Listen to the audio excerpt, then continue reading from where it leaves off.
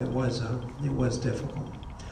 So to give you just some fun kind of stuff, that's a shuttle trained airplane that we learned how to land a shuttle. That's your principal simulator. We did have simulators of virtual machines, but this is the real simulator, which is a virtual machine. It's an airplane, but it is a simulator. And so you see, now do you all know about this airplane? Maybe, well, some of you know about everything. The left-hand side is a shuttle, and that's the glass cockpit shuttle. The right-hand side is a business jet, a Gulfstream II. From 35,000 feet down, then, you fly with shuttle controls and displays exactly like a shuttle.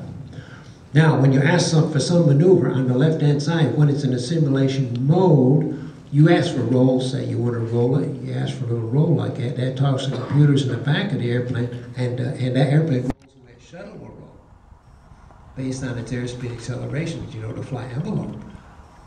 So, you fly on the left-hand side, and the best of its ability, the airplane will not fly like an airplane, but like a shuttle.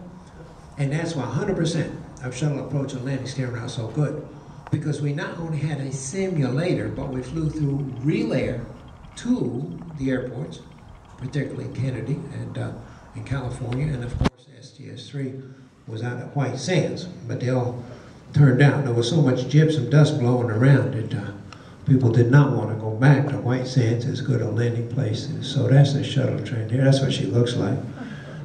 That's a 19-degree glide path that you're looking at. We got too many vibrations. We had to certify the airplane. We're in thrust reverse. Of course, you can't make a business jet fly like a brick unless you're in thrust reverse. So I'm not allowed to use that language, but it's okay now. It's like a brick. It is a brick. That's an L over D down around 5. But that's White Sands in Mexico, you see. Now this is a DC-9, the poor airplanes. These airplanes, they put them through funny things. So this is the zero-G airplanes. You know about the parabolic flights we flew. Used to do this KC-135.